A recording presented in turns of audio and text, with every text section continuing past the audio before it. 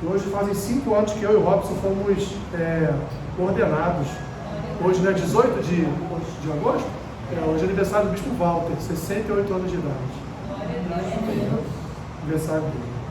Vamos orar no final, meus irmãos, orar pelos enfermos, orar por algumas pessoas que têm precisado de oração, vamos colocá-las em oração. Graças a Deus, o Bispo Walter essa semana fez mais um PET scan. PET scan é para detectar se há câncer ou não, falando assim grosseiramente, para detectar se a pessoa ainda está com células cancerígenas ou não. Graças a Deus ele está limpo. Amém. Graças a Deus, tudo.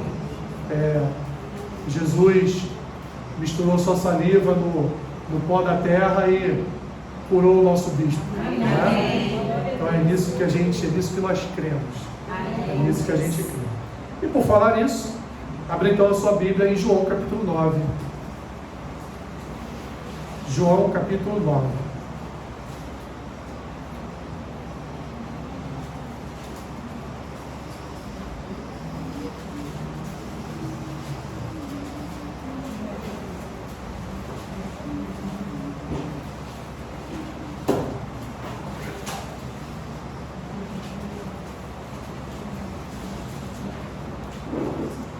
João capítulo 9.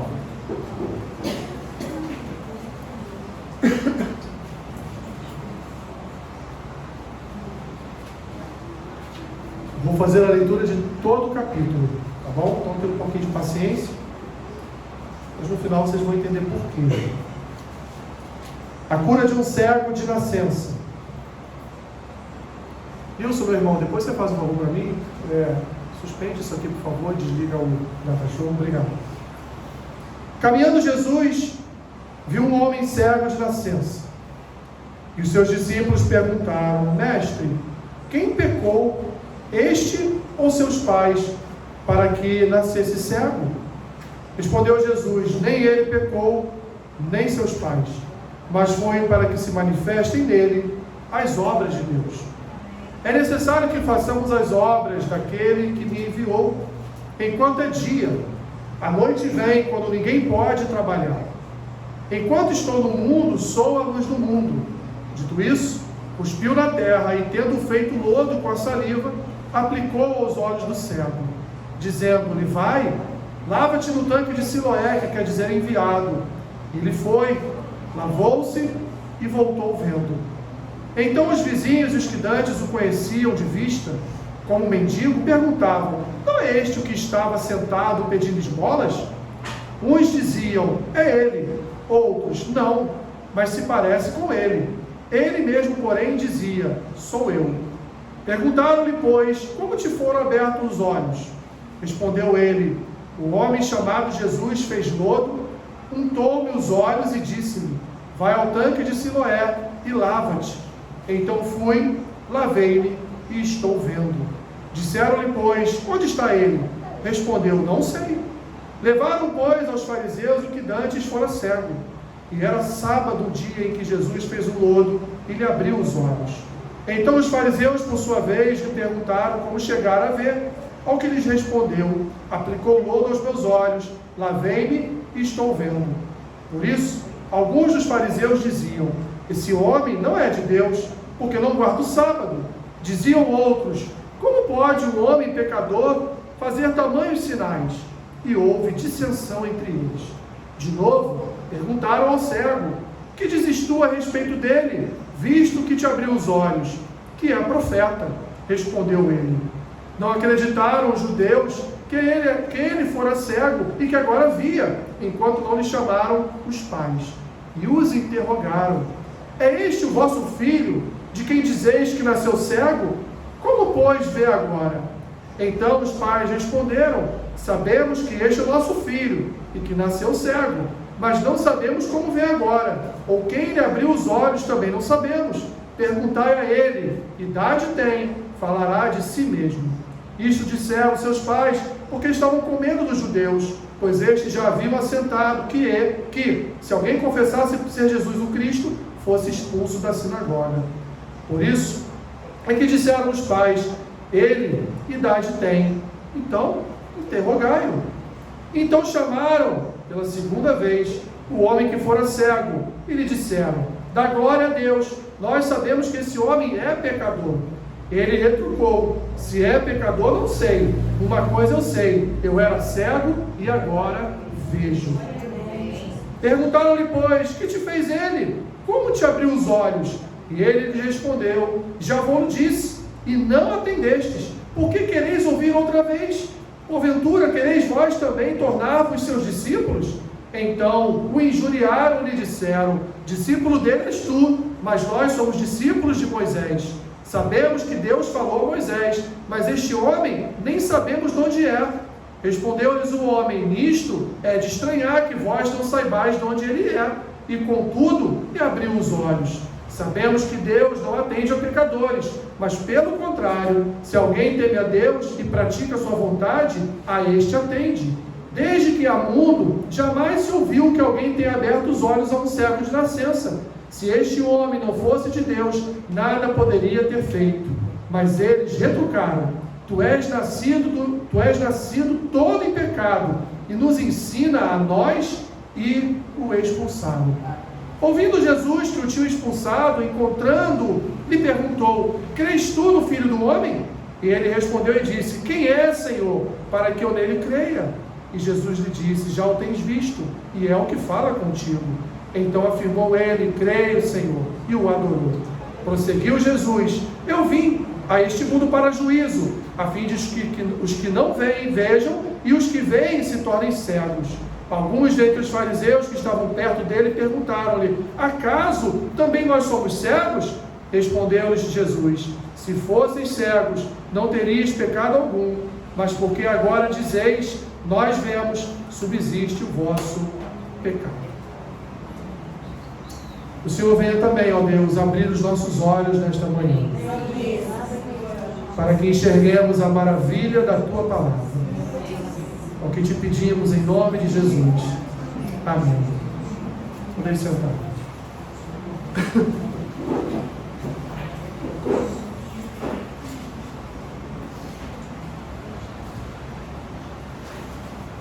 Meus irmãos, é fato que o mundo não acredita no Deus que cura. Pelo contrário, o mundo não acredita em milagres, o mundo acredita em ciência. O mundo não acredita na oração de imposição de mãos e na cura de um enfermo. O mundo acredita no remédio, no calmante, nos exames. E aqui, evidentemente, vou usar uma expressão muito utilizada hoje em dia, não sou nenhum negacionista, ok? Todos nós, Deus instituiu os médicos para que os médicos cuidassem de nós, não é verdade? Nós temos que ir ao médico, temos que fazer exames, quando estamos enfermos temos que tomar remédio, mas isso tudo, aliado à nossa fé, traz resultados maravilhosos. Trazem resultados surpreendentes. Quantas pessoas talvez você conheça que milagrosamente foram curadas, mesmo tomando remédio, tendo acompanhamento médico, passando por cirurgias, porque até mesmo, meus irmãos, o resultado de todo medicamento, ele só o é pela graça de Deus. Porque se Deus não quiser, nenhum remédio vai fazer efeito. Se Deus não quiser, nenhuma cirurgia vai ser bem sucedida. Então tudo, ainda que por remédios, ainda que por consultas, ainda que por procedimentos cirúrgicos, nós estamos sempre debaixo da dependência da graça de Deus. De um milagre operado pelo Senhor em nossas vidas. E assim nós vivemos, meus irmãos, mas o mundo é o mundo do espírito de fariseu, que não crê numa oração em que mova a boa mão de Deus e o seu poder para trazer cura tanto na alma daqueles que estão desanimados, deprimidos, abatidos, quanto também no corpo daqueles que estão com alguma enfermidade física, alguma enfermidade ali no seu corpo. Então Deus, nós sabemos, é Jeová Rafá, Ele é o Senhor que cura. Amém? Amém. A meio fraquinho, né? Mas pelo menos falaram amém, né? Nós estamos diante aqui, meus irmãos, de talvez um dos maiores milagres operados por Jesus e relatados aqui, descritos em uma das narrativas do Evangelho, e agora o que estamos vendo no Evangelho de João. Pois curar um cego de nascença é realmente uma obra extraordinária, um milagre impressionante, porque um cego de nascença não tem cura para sua cegueira. Vocês sabiam disso? Não há cura para uma cegueira de nascença. Assim então, poderíamos estar aqui olhando para a narrativa de João e vendo somente o quanto esta obra milagrosa de Cristo trouxe alegria para o coração daquele ex-cego. Mas nós estamos diante de uma narrativa que não conta só a alegria do cego em ser agora um ex-cego, mas conta que também a dissensão existente entre ali os fariseus, onde alguns acreditavam que de fato aquele homem era cego de nascença, não era um enganador, não estava ali enganando pessoas para em conluio com Jesus viesse a enganar pessoas. Não, ele era cego de nascença e alguns acreditavam, enquanto outros não acreditavam, achavam que aquilo ali era obra de um charlatão, que Jesus era um charlatão, era um enganador, e talvez tivesse até combinado com aquele homem, daquele homem permanecer algum tempo ali pedindo esmola, se fingindo de cego, para depois dizer que foi curado. Ou seja, estamos aqui diante de um contexto, meus irmãos, onde podemos aqui pensar em várias frentes, mas é um texto que nos apresenta um quadro dividido aqui em 3 partes. Voltando então à questão do ex-cego, ele poderia estar desfrutando da sua nova condição, mas ao invés disso estava sendo importunado pelos fariseus para responder perguntas. Tu era cego mesmo? Não, eu estou ali há 10 anos sentado aqui, neste mesmo lugar, brincando com todo mundo, fingindo que eu sou cego. Não é? Ele poderia responder isso. A dúvida era tanta que chamaram os pais do rapaz. Aqui, filho de vocês é cego mesmo? Imagina a cara dos pais, né? Bem, eu acho que era, né? Porque assim, desde pequenininho ele nunca enxergou nada. Mas se vocês querem saber o que aconteceu para ele deixar de ser cego, chama ele, porque ele tem idade para responder.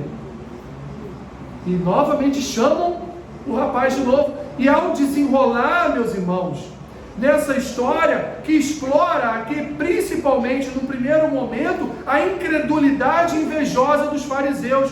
Porque se você lembrar, nós estamos aqui percorrendo, em certo sentido, o Evangelho de João, desde o capítulo 1, chegando agora no 9º capítulo, vocês vão perceber que em determinado momento Jesus passou a ser extremamente perseguido pelos fariseus, pelos escribas, pelos sacerdotes, passou a ser extremamente perseguido pelas coisas que ele fazia e pelas coisas que ele falava. E agora, mais uma vez, os fariseus estão ali como fiscais do Alexandre de Moraes, né? Vamos aproveitar o nosso tempo, né? Estão ali como fiscais do Alexandre de Moraes, vendo se Jesus não era um daqueles que aplicavam ou que traziam fake news para a sociedade. Então eles estão na cola de Jesus. Onde Jesus ia, esses homens iam atrás para ver todas as suas ações, ver o que ele estava fazendo para testemunhar se de fato ele era um profeta, ele era o Messias, ou era apenas mais um daqueles de tantos outros que não só naquele tempo, mas no nosso tempo também se dizem que são Jesus, né? Que voltaram, que são Jesus e que, enfim. Então eles estavam ali para explorar as ações de Jesus.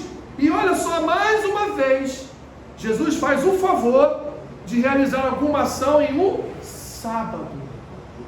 Ah, sábado não, né? Aí ele foi longe demais. Sábado não dá. Faz de segunda a sexta ou até domingo, mas sábado não pode. É muito melhor você ser um legalista, você aplicar a lei do sábado na sua vida, do que você curar uma vida, ora bolas. Uma vida é menos importante que uma lei. Porque a obediência ao sábado para eles, meus irmãos, era muito mais importante do que a cura de qualquer pessoa. No entanto, o próprio Senhor Jesus vai falar em outro texto que quando eles perdiam uma ovelhinha no sábado, eles iam atrás para resgatá-la. Evidente, porque tem valor econômico, né? Eles não iam ter perda só porque era sábado. Tinha que ir atrás da ovelhinha perdida. Isso demonstra bem, meus irmãos, o tipo de caráter e coração daqueles homens. E nessa narrativa nós temos várias lições espirituais a aprender. Voltando para o quadro, nós temos aqui então um quadro, meus irmãos, que nós podemos aqui dividir em 3 cenários.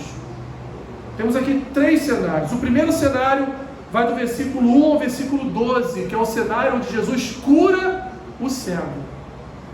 O segundo cenário, meus irmãos, vai do versículo 13 até o versículo 34, que é o quê? O interrogatório do cego e dos seus pais, do ex-cego, né? Do ex-cego e dos seus pais. E temos aí, portanto, um último cenário dentro deste quadro, que é do versículo 35 ao 41, que é quando Jesus se apresenta ao ex-cego, não mais ali como um homem que o curou somente, mas se apresenta a ele como o Senhor, o Salvador. Então quero hoje, especificamente nesta manhã, ver com os irmãos apenas o primeiro cenário, que é o cenário onde Jesus curou o cego. E, meus irmãos, nós temos aqui lições preciosas nesse primeiro cenário, que vai do versículo 1 ao versículo 12. A primeira lição que aprendemos aqui é que o pecado trouxe, meus irmãos, bastante tristeza a esse mundo. E por que eu digo isso? Porque olha o cenário que nos é apresentado. Nós temos aqui diante de Jesus e seus discípulos um homem que é cego de nascença. E ele é cego por quê? Culpa de Adão. Oh, Adão. A cegueira física estava na vida daquele rapaz, essa enfermidade estava ali na vida dele, por quê? Porque o pecado entrou no mundo. Antes que você pense assim, mas os discípulos perguntaram a Jesus se não era por causa do pecado dos seus pais que ele estava assim. Não, era por causa do pecado original. Por causa da entrada do pecado no mundo. Este homem era um homem cego. Por causa do pecado no mundo, meus irmãos, nós ficamos enfermos. E dificilmente encontraremos uma enfermidade tão cruel quanto a cegueira, principalmente nos tempos de Jesus. Porque a pessoa que é cega de nascença, ela nunca experimentou ver os lírios do campo, as aves dos céus, os peixes no mar, né? O rosto do seu cônjuge. Imagina isso. Você casa com uma pessoa que você nem sabe como é o rosto. Não que seja questão de beleza ou não, mas é uma questão de você conhecer a pessoa fisicamente, saber olhar para a pessoa, né? Ter o prazer de ver com quem você está. Não conheceu visualmente os irmãos, não conheceu visualmente os próprios pais. Imagina vocês passar toda uma vida só ouvindo as vozes, mas enxergando trevas o tempo todo, não vendo absolutamente nada.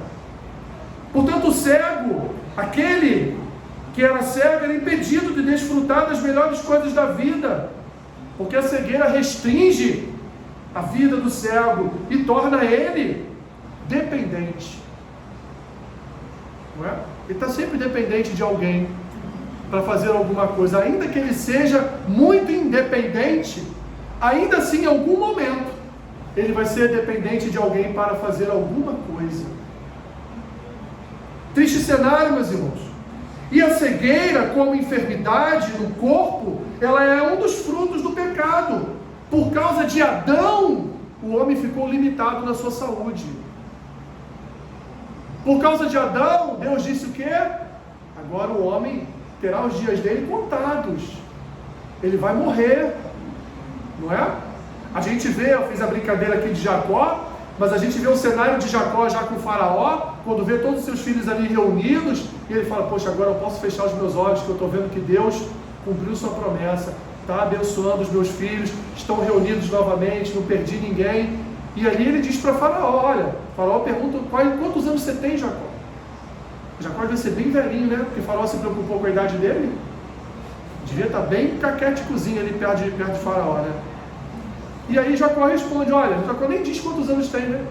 Ele responde, todos os anos da minha vida foram só canseira e enfado. Vemos um quadro então, meus irmãos, que o pecado, de fato, o pecado original, ele limitou a nossa saúde. Nós lutamos toda a nossa vida contra enfermidades. E não importa se você tem 5 anos de idade ou tem 80.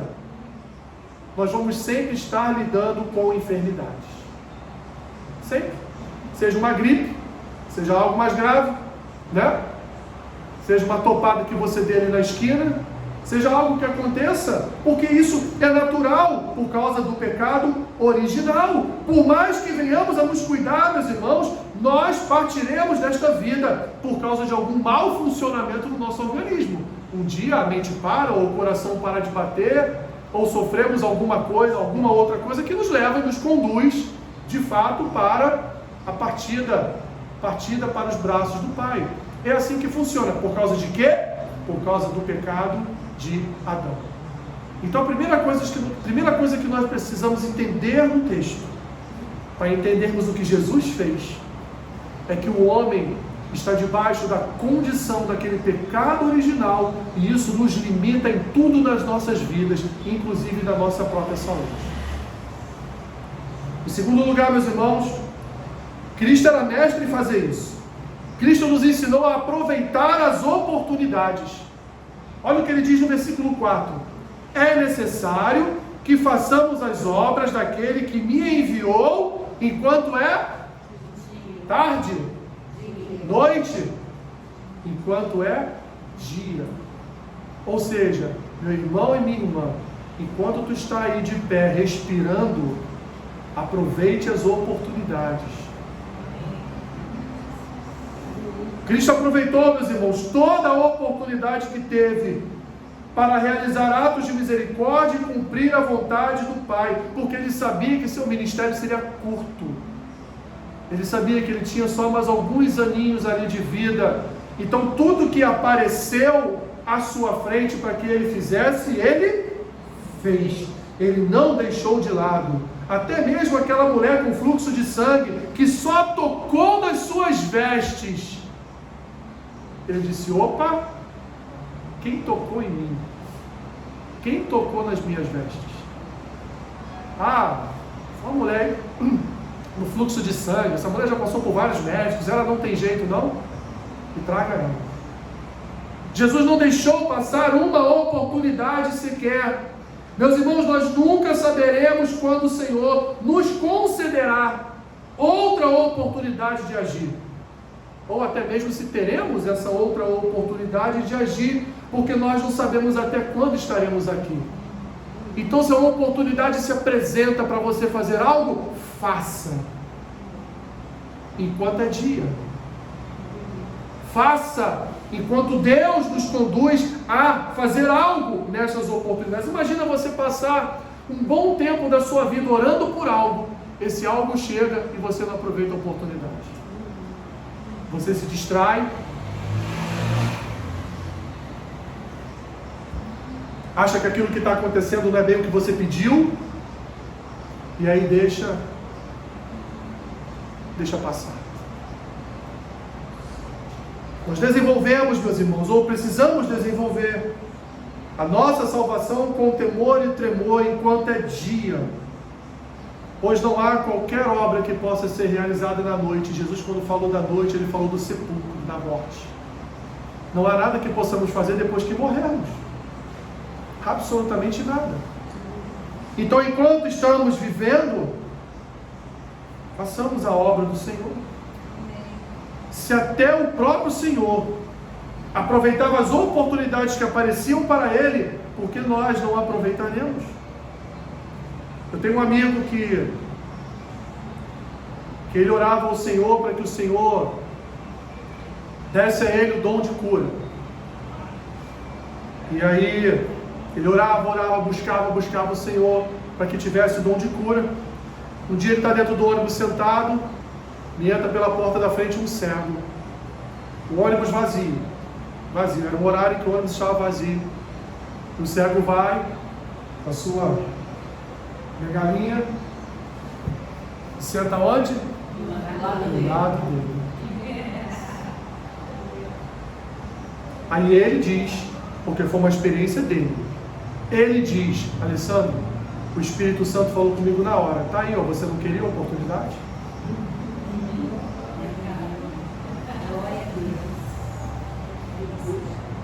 Ele olhou para um lado, olhou para o outro, ônibus vazio. Ele falou: Senhor, e se eu orar e esse cego continuar cego?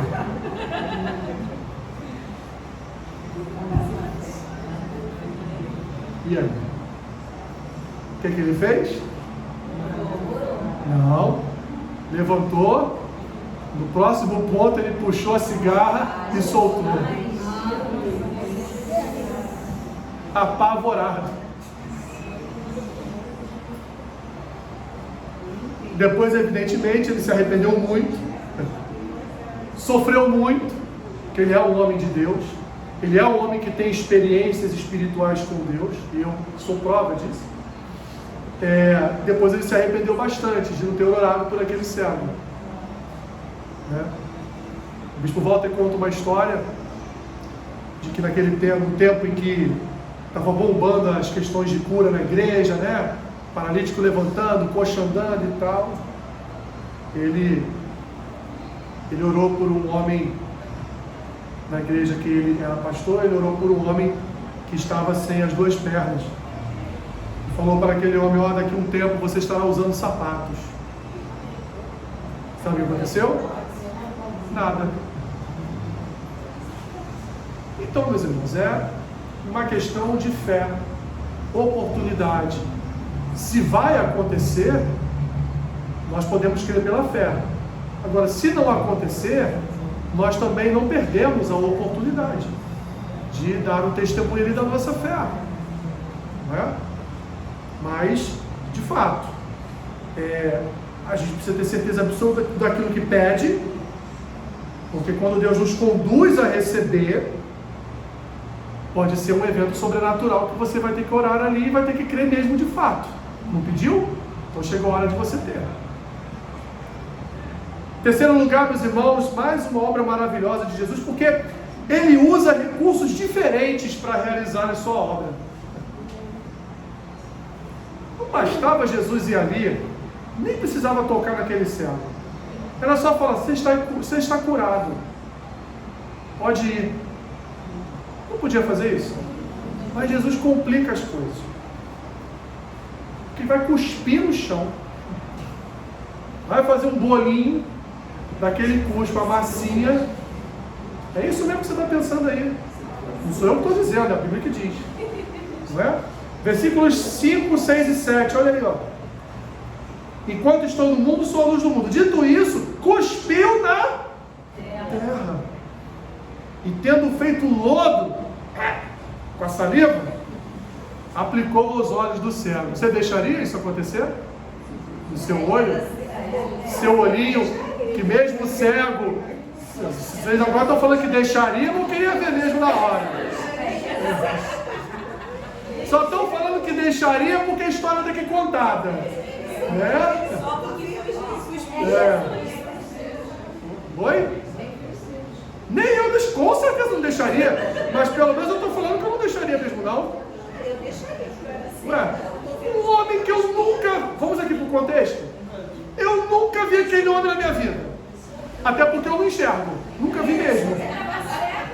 Eu estou ali há anos pedindo esmola. Há anos pedindo esmola. Ninguém nunca chegou perto de mim para orar por mim, para eu ser curado, para que eu fosse curado. Aí agora, estou ouvindo lá uma turma lá andando, né? Jesus e seus discípulos. E aí, do nada, ele nem pergunta se eu quero ser curado, né? Eu só sinto aquele bolo, né? Com aquele cheiro de hálito aqui no rosto, né? Ué, por quê? Não é? Aqui no rosto, e aí quando eu abro os olhos, lá no tanque, quando eu vou lavar os olhos, né? Ele poderia, minhas irmãs e meus irmãos, simplesmente ter tocado no olho daquele homem e curado ele instantaneamente. Mas Jesus não trabalha dessa forma. Olha aí, ó. Jesus não trabalha dessa forma. Jesus nunca trabalha da forma que você espera. Ah, eu quero dom de cura, Está aí o cego do teu lado, ora e cura ele. Nunca trabalha da forma que a gente imagina. Porque ele tem a sua forma de trabalhar. Porque o Senhor, meus irmãos, não está limitado a utilizar sempre os mesmos recursos e instrumentos. Ele faz a ação e a obra dele como ele quer. Não como nós imaginamos que será, mas como ele quer. Por exemplo, cada um de nós aqui podemos contar como foi a nossa experiência de conversão.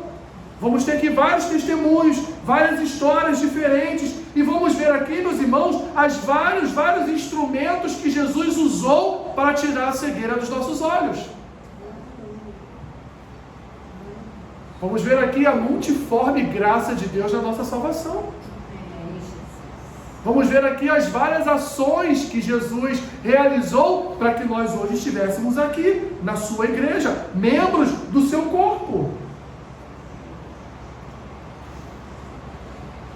Por acaso é você que escolhe o remédio que o médico vai te dar? Não. Doutor, você vai prescrever a receita agora? Então, senhor, por favor, coloque aí uma dipirona de 1 grama, coloca, por favor, aí uma amoxicilina, coloca aí, por favor, um melhoral infantil, porque eu não posso tomar remédio mais forte que esse, porque eu tenho dor no estômago, coloca aí, por favor, um gelol para o meu joelho, coloca... É você que faz isso? Imagina se você fizesse isso com o médico. Tu sabe o que ia acontecer, né? Se a janela estivesse aberta do consultório, é o médico, meus irmãos, que escolhe os instrumentos e os recursos para o tratamento da cura. Mas tem algo aqui nessa história do cuspe que é fabuloso. E aí que a gente tem que se atentar. Observe a frase que Jesus falou antes do cuspe, versículo 5. Enquanto estou no mundo, sou... Jesus estava dizendo o que ali? Eu sou o Senhor. Eu sou Deus. Não é? Eu sou a luz do mundo por quê? Porque quem criou o mundo? Como João inicia seu evangelho? Dizendo que Cristo era o Verbo estava com Deus, o Verbo era o próprio Deus. João inicia seu evangelho assim. E ele conta essa história dando ênfase à questão da saliva, do cuspe na terra, porque de onde veio o homem? Do pó da terra. O que Jesus usou para curar aquele homem?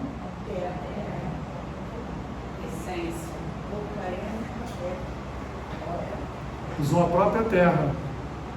E aí, com o elemento dele próprio, como homem, que foi o cuspe, para restabelecer a visão daquele homem. Jesus está dizendo ali para todos os que estão assistindo aquele milagre, Jesus está dizendo: eu sou dono de todas as coisas. Eu criei todas as coisas lá no Éden, eu formei o homem do pó, e com o pó eu curo o homem. Com o pó eu restabeleço a saúde do homem. Jesus está dizendo, vocês, não só que ele foi o Criador, mas Jesus está dizendo, vocês vieram do pó. Olha aqui o pó misturado com a minha saliva, curando a cegueira desse homem.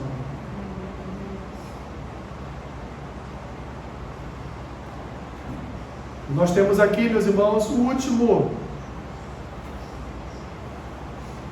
testemunho para as nossas vidas, dessa primeira parte desse belíssimo quadro que João nos apresenta no capítulo 9.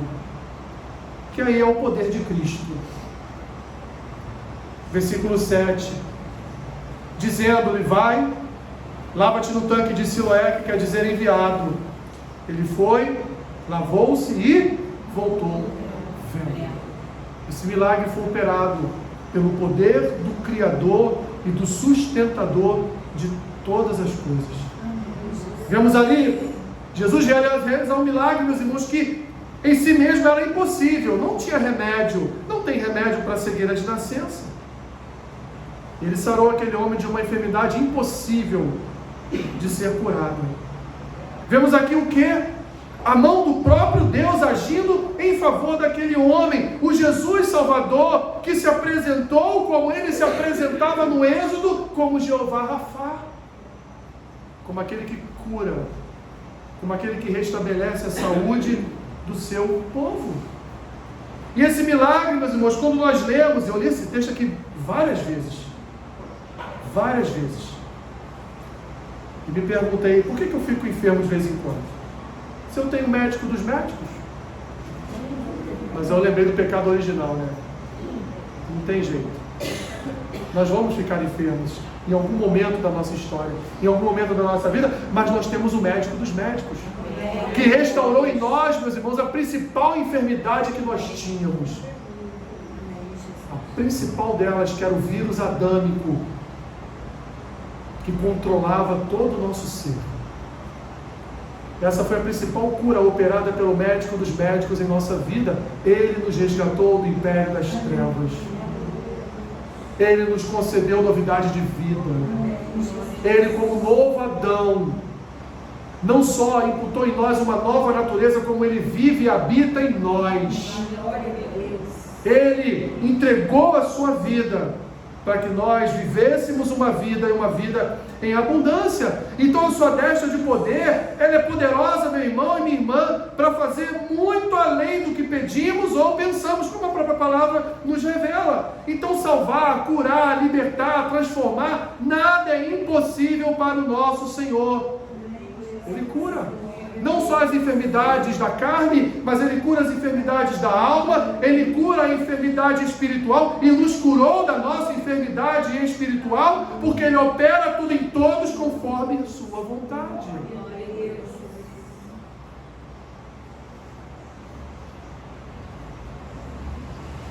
Ele olhou para aquele cego, ele já deve ter pensado lá em Adão pecando, para que aquele homem estivesse cego. Ele restabeleceu o status quo daquele cego, restabeleceu a visão daquele cego, não só para ele se autodeclarar o Criador e Deus, mas também para testemunhar ser o Messias enviado por Deus, aqueles que estavam ali e não acreditavam que ele era o enviado do Senhor. Meus irmãos, o Senhor Jesus é capaz de abrir os olhos do pior pecador, do mais ignorante, fazendo-o ver o que jamais viu, como Ele fez com cada um de nós. E Ele hoje se encontra à direita, à destra de Deus, e Ele é o médico dos médicos. Quando recorremos a Ele para nos curar, Ele cura e sara todas as feridas e enfermidades do nosso corpo e da nossa alma. Quem pede com fé, recebe. Quem pede com fé, recebe. E é nisso, meus irmãos, que nós temos que crer. Concluindo, o pecado de fato transtornou toda a humanidade, mas a oportunidade que Jesus nos dá todos os dias transforma a nossa vida. Todos os dias nós temos a oportunidade de chegar diante dEle e colocar diante dEle todas as nossas enfermidades. Todas as nossas enfermidades. Quando eu disse para os irmãos aqui, alguns dias atrás, antes de você procurar um psicólogo, procure o seu pastor. É porque isso é bíblico. O que Tiago vai dizer? Está alguém aí enfermo? Procure o psicólogo para ser curado. É isso? Está alguém aí enfermo? Peça ao presbítero da igreja a oração de fé. E pela imposição das mãos você será curado.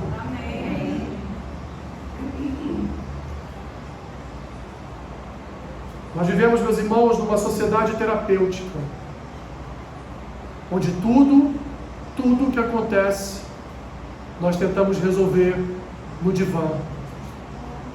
Só que ali no divã, nós estamos falando com alguém que nós nem conhecemos. Mesmo com toda a anamnésia que você possa fazer, mesmo com todo o histórico que você possa apresentar, ainda assim aquela pessoa não tem absolutamente nada a ver com você. Nenhuma intimidade. Está com você talvez uma vez por semana, mas está com você uma vez por semana, mas está com outras 100 pessoas também uma vez por semana. Provavelmente ela nunca irá na sua casa tomar um café com você quando você pedir para que ela vá. Ou ela vai e vai cobrar. Nós temos a oportunidade de pertencer a um corpo. E nesse corpo nós temos que aproveitar a oportunidade para sentarmos com o nosso pastor. Para que você se abra com o seu pastor, que para você naquele momento está representando Deus na sua vida. Para ouvir as suas dificuldades, as suas limitações, sem lhe julgar. Sem lhe julgar. Só ouvir. E se Deus falar algo no coração dele, ele vai te dar um conselho. Vai orar com você, vai passar dias orando por você. Bem diferente. Nós precisamos, meus irmãos, entender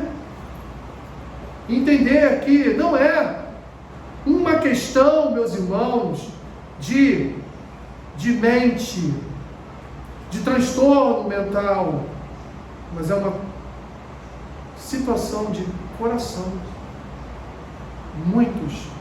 Muitas pessoas, a grande maioria, eu me arrisco em dizer, a grande maioria das pessoas que procuram curas terapêuticas para a sua alma, se buscassem apenas o conselho pastoral, orassem, lessem as escrituras, elas estariam bem melhores do que estão hoje.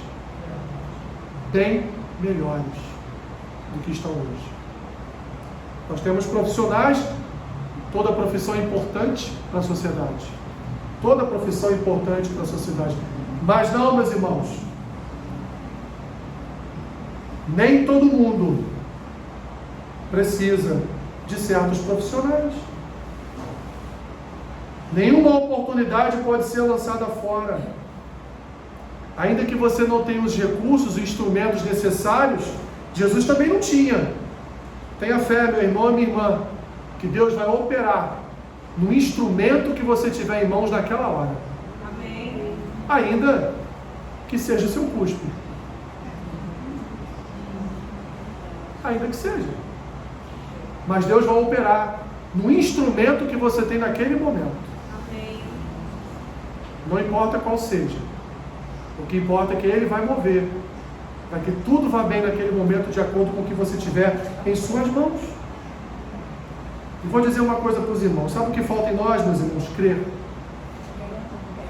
Falta em nós crer. Crer de verdade. Porque o que as Escrituras nos dizem?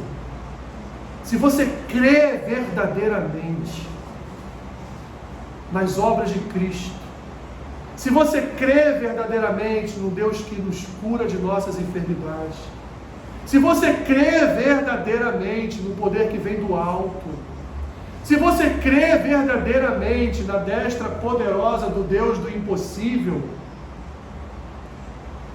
o milagre vai acontecer, meus irmãos. O milagre vai acontecer. E Deus todos os dias nos dá essa oportunidade para crermos neste milagre. Eu preciso de um milagre na minha vida e na minha família.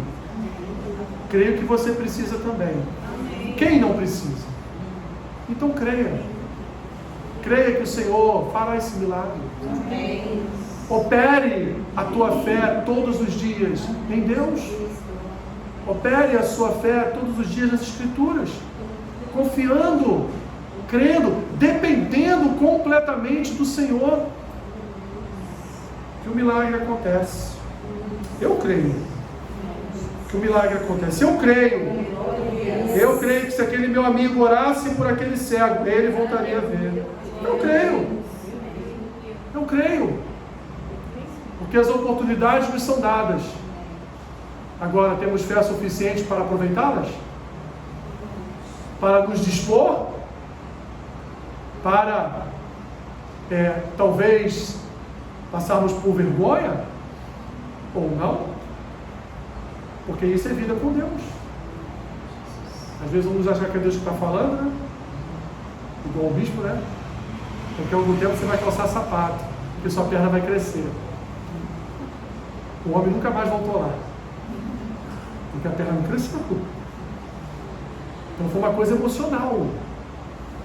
Mas quando Deus fala, meus irmãos, quando Deus fala, quando você se sente incomodado, quando você não consegue dar um passo porque tem algo falando com você e você não consegue, já sentiram isso? Já. E todo mundo já sentiu isso. Faça, porque Deus vai honrar, em primeiro lugar, o nome dele, e depois vai honrar a tua fé. Próxima vez que eu estiver aqui ministrando, nós vamos para o segundo quadro, desse belíssimo quadro, que é o interrogatório dos fariseus ao coitadinho do ex-cego, né? E aos seus pais. Amém? Amém? Pai, obrigado por tua palavra. Ela é um refrigério das nossas almas. Ela nos sustenta em dias difíceis. Ela renova a nossa esperança, renova a nossa fé. Ela renova a nossa dependência do Senhor. Ela renova, ó Deus, a nossa confiança no teu braço forte. Ó Senhor, renova, portanto, nesta manhã a nossa fé, a nossa esperança de que Tu és o Deus de milagres e de que o Senhor opera maravilhas entre nós, porque o mesmo Deus, o mesmo Senhor que curou este cego, é aquele que também pode nos trazer milagres, talvez até mesmo curar a nossa incredulidade. Portanto, Deus, renova a nossa fé, a nossa esperança no poder da Tua palavra, Senhor, no poder que há quando nós clamamos ao nome de Jesus, pois Ele cura, Ele sara, Ele liberta encarcerados das prisões. Nós cremos nisso e assim oramos, te louvando pelo Teu bom nome sobre nós, em nome de Jesus. Amém. Amém. Mude de posição.